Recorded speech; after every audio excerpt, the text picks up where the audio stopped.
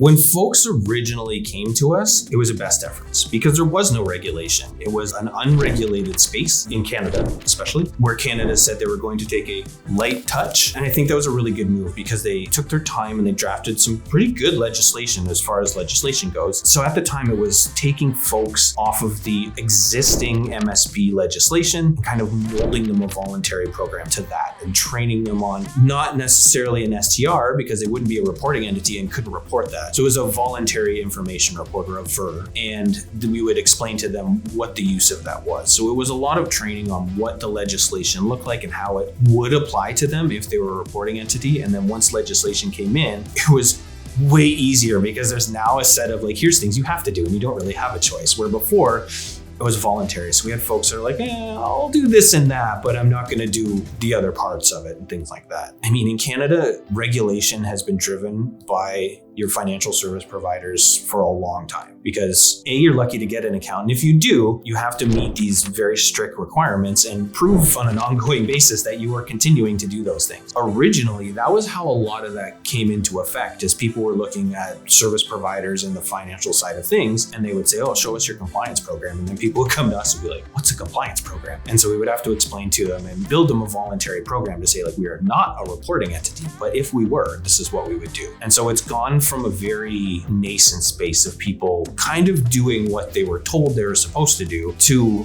something where it's the tone of being told that you're supposed to do it is now not a supposed to, it's a you have to.